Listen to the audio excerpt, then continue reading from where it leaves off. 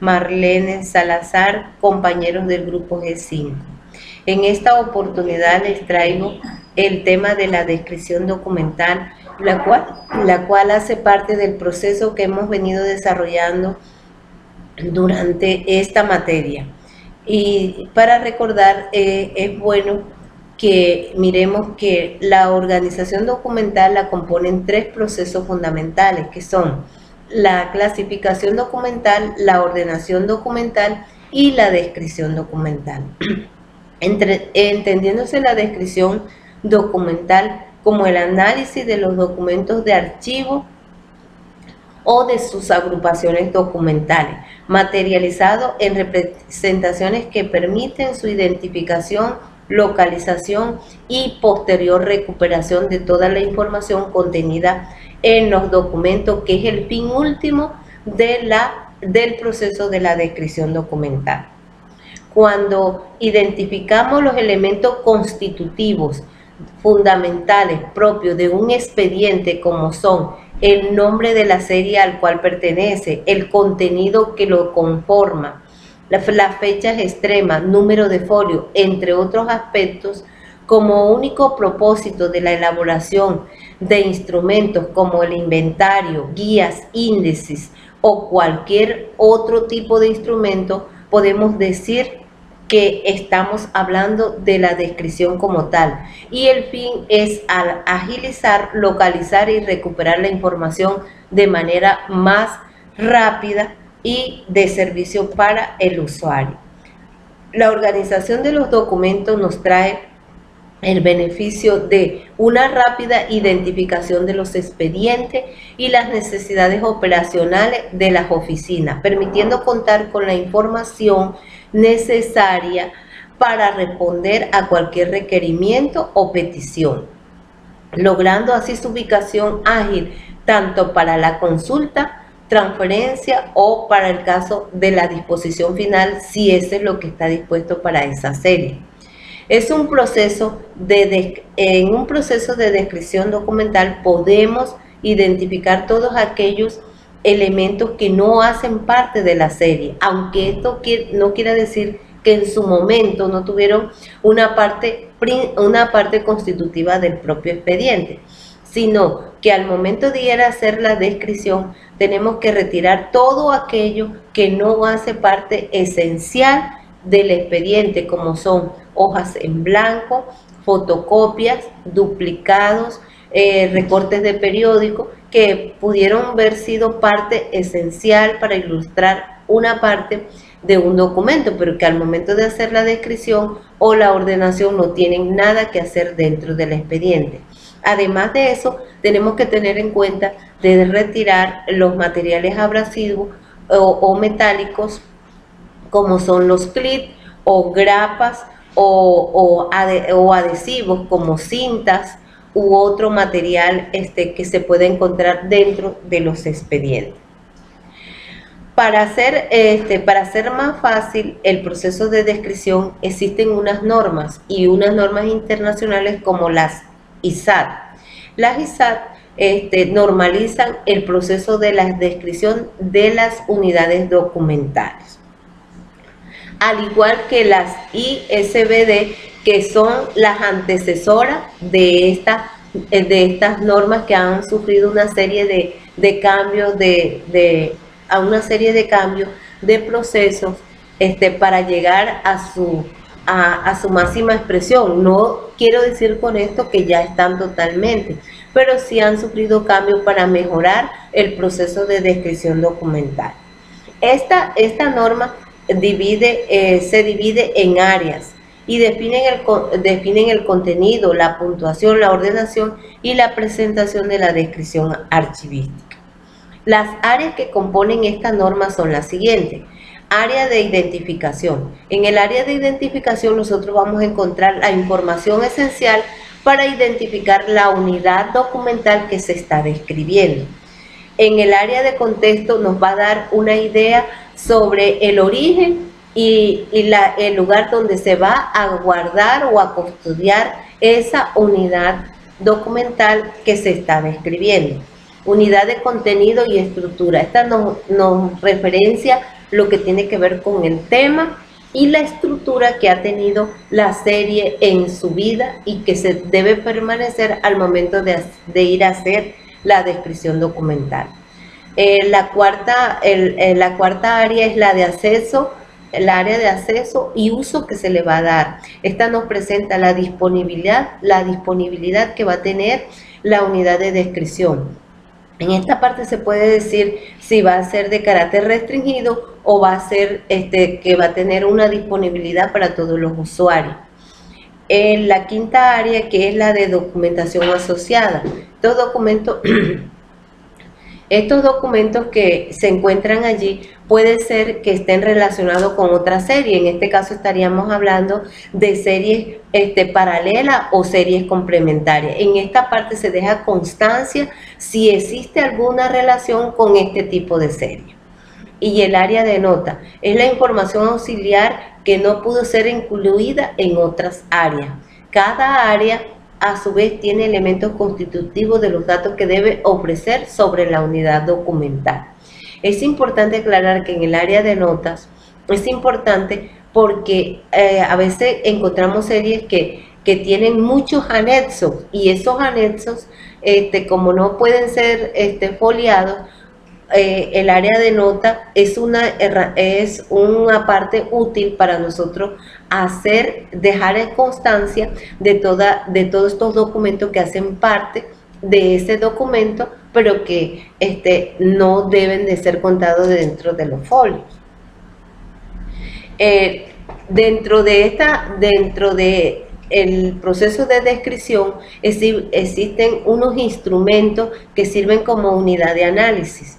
Aquí en Colombia los más utilizados son el inventario documental y las tablas de retención documental. No queriendo decir esto que se han desconocido o no se han utilizado los que les voy a mencionar a continuación.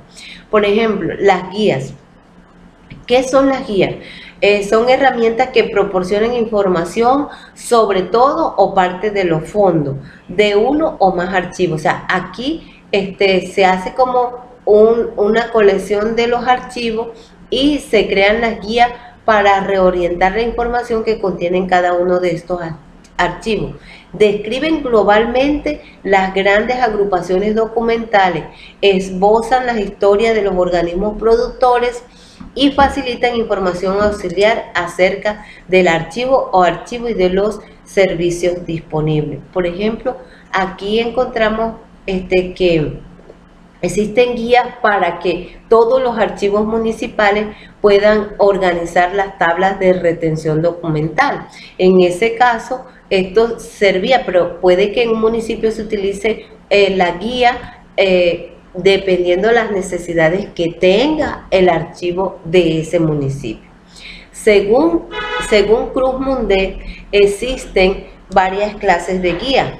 Están los censos guía, que informan acerca de un gran número de archivos de un país, región o tipología. Ofrece datos amplios sobre cada uno de los archivos que componen el censo, por tanto no es exhaustivo, o sea, es de manera generalizada. Puede ser que en este caso se le haga un censo a todos los archivos municipales que componen el departamento de La Guajira. Los censos fuente recopilan datos de todos los fondos documentales que contengan información relativa a un tema en particular, a una área geográfica determinada. Ejemplo, aquí tenemos un archivo municipal que utiliza este tipo de guía, porque en una parte del archivo se encuentra todo lo que tiene que ver con las diferentes bonanzas, todo lo que se ha escrito, lo que ha generado en el departamento de La Guajira, las diferentes bonanzas que han pasado por este departamento. Por ejemplo, está subdividido en la bonanza marimbera, en la bonanza cafetera y en la bonanza carbonífera. Entonces, todos los usuarios que van al archivo municipal pueden encontrar más fácilmente y enfocarse a este tipo de información porque está muy bien organizada a través de una guía de fuente. Las guías orgánicas reúnen información sobre un organismo en general. Por ejemplo, las diócesis están compuestas por parroquias. Las parroquias envían sus archivos a las diócesis y en las diócesis se establecen los sumarios, que los sumarios están compuestos por un amplio número de archivos que representan, en este caso sería todos los archivos de la diócesis. Guía de archivo. Presenta a un solo archivo, o sea, aquí ya sí es como la materia de lo que nosotros estamos estudiando, que es el archivo de una organización. En este se presenta el archivo y el fondo documental que lo compone. La información es, por tanto, más detallada. Presenta la historia del ente productor, la forma en que está organizada, estructurada el ente productor, el contenido de la serie y los servicios que presta. Otra herramienta que tenemos son los inventarios documentales, los cuales describen las unidades que componen las series documentales, dispuestas según el orden que tienen en el cuadro de clasificación. Es importante aquí repetir que el cuadro de clasificación para algunos autores es considerado como otra herramienta de descripción, ya que de allí que se parte del cuadro de clasificación, las tablas de retención documental y el inventario único documental. Entonces, se parte del cuadro de clasificación y reproduciendo la estructura que ya debe estar inmersa dentro de este cuadro. Hay problemas para definir lo que son los instrumentos porque se piensa que las guías son muy generales y los catálogos son muy exhaustivos. Entonces el inventario viene siendo como esa herramienta intermedia que tiene un poco de general, pero también tiene un poco de exhaustivo sin llegar a ser un catálogo. Los inventarios también encontramos que hay dos clases de inventarios, los someros y los analíticos. Los someros son aquellos que comprenden los elementos mínimos del proceso de descripción. Suelen ir dispuestos en columnas. Es sobre todo de uso interno de la organización, ya que para los usuarios ofrece muy poca información para encontrar dicha información.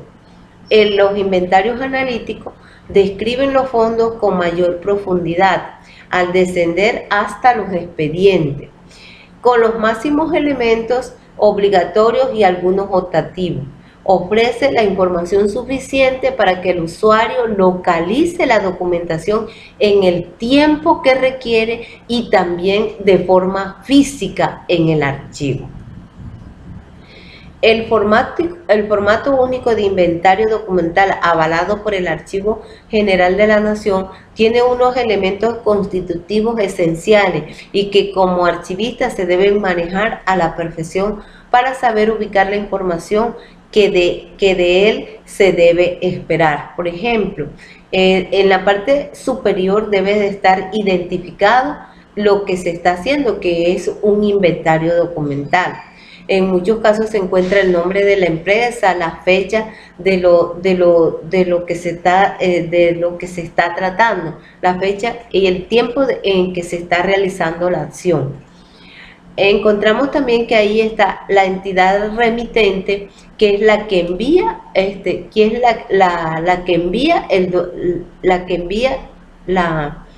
la transferencia. La entidad productora, que es quien produce los documentos, y la unidad administrativa. En este caso la unidad administrativa vendría siendo como la sucesión y la oficina productora, que es esta vendría siendo como la que materializa la acción, y el objeto que debe de tener la elaboración de ese inventario único. Doy un ejemplo ilustrativo sobre esto. Por ejemplo, la entidad remitente sería Secretaría de Hacienda. Entidad productora, Secretaría de Hacienda. Unidad administrativa, presupuesto. La oficina productora sería la oficina de recaudación de impuestos. El objeto, transferencias primarias. En la parte derecha encontramos hoja número D, o sea, si el inventario lo componen varias hojas, en esta parte colocamos el número de hoja de las tantas hojas que van a componer el inventario o que componen el inventario. Encontramos el registro de entrada, que está compuesto por el año, el mes, el día y el número de transferencia que se está realizando en el año. En el cuadro central encontramos los siguientes ítems. El número de orden, se debe enumerar la serie consecutivamente, 1, 2, 3, dependiendo de las series que se vayan a transferir. El código de la serie, luego sigue el nombre de la serie, el de la subserie y del asunto. Fechas extremas, que debe de contener la fecha inicial y la fecha final. Unidades de conservación, debemos especificar en esta parte dónde van contenidas las series, si en cajas, en carpetas o en todo otro. Ya aquí debemos especificar cuál es la otra unidad de conservación en la que se va a transferir la documentación. El número de folios, debemos de tener en cuenta de colocar allí en forma exacta el número de folios que componen los expedientes. Y soporte, es importante que digamos el soporte, ya que en esta era no solamente estamos manejando el papel, sino que manejamos diversidad de soporte, y es importante aquí describir la forma, el soporte que se está utilizando en la serie que se va a transferir. La frecuencia de consulta también es importante para determinar, el uso que va a tener esa serie. Y las notas que van orientadas, sobre todo aquellos documentos que hacen parte anexa de un documento y que no se puede referenciar como tal. En esta parte se debe dejar constancia de ese tipo de documentos. En la parte inferior encontramos los detalles de quién lo elaboró, quién lo entregó y quién lo recibió. Los catálogos. Como ya dijimos anteriormente, los catálogos describen exhaustivamente las piezas documentales y las unidades archivísticas seleccionadas según criterios subjetivos. Se aplica a grupos de documentos especiales dado el detalle con el que describe. Los catálogos. Los catálogos pueden ser catálogos de documentos y catálogos de expedientes. Los catálogos de documentos están orientados a las fichas catalográficas y describen el documento en 3 sentidos. El primer sentido, el contenido y localización temporal del documento y sus características formales y su localización especial dentro del fondo al cual pertenece. El catálogo de expedientes presenta los mismos elementos que el catálogo de documentos, pero contiene aspectos adicionales como las fechas extremas, además del resumen y la relación que presentan los documentos que lo contienen. La indexación es un proceso adicional que permite recuperar la información y la documentación. Contiene 3 etapas. El examen del documento, que aquí se determina, aquí hay una determinación del contenido que compone la serie. Identificación y selección de los conceptos principales extraídos del documento. O sea, cómo esto nos sirve como para hacer el resumen del tema que compone la serie. selección de los términos de indexación que expresan los conceptos de los documentos según los principios determinados por cierta terminología archivística. Les doy un ejemplo, por ejemplo, con las historias laborales. Con ellas se pueden elaborar instrumentos de descripción en un inventario que permita, a partir de apellidos y nombre de los funcionarios, recuperar la información contenida en cada uno de los expedientes que la conforman, teniendo en cuenta las características internas y las características externas. En la teoría y normatividad archivística ha establecido un patrón para la clasificación de la documentación producida por las instituciones, que consiste en reunir documentos por temas, asuntos, series documentales, funcionales que cumplen un proceso continuo y son producidas para cumplir un fin administrativo según sus valores y vigencias. Es importante en el proceso de la descripción documental tener los criterios para la valoración documental, ya que de la valoración que se le dé a las series documentales, ya que el valorar se hace sobre toda la serie y no sobre documentos en particular. Esto es importante, ya que determina los valores primarios y los valores secundarios que pueden estar contenidos dentro de una serie. Esto, para recordar, los valores primarios son el administrativo, el legal, el fiscal, el contable y el técnico. Estos valores determinan el tiempo de retención que debe cumplir una serie dentro del archivo, y por el cual, cumplido ese tiempo, debe ser transferido, y al ser transferido necesariamente tiene que elaborársele el instrumento de descripción documental por excelencia, que es el inventario único documental. Bueno, compañeros, esto ha sido pues la exposición que les traía sobre el tema de descripción documental. Espero que les haya servido o que hayan reordenado sus conocimientos o aprendido algo del tema. A usted, profesora Marlene Salazar, muchas gracias por su orientación, y espero que este video cumpla las expectativas planteadas en su actividad. Muy buenas noches.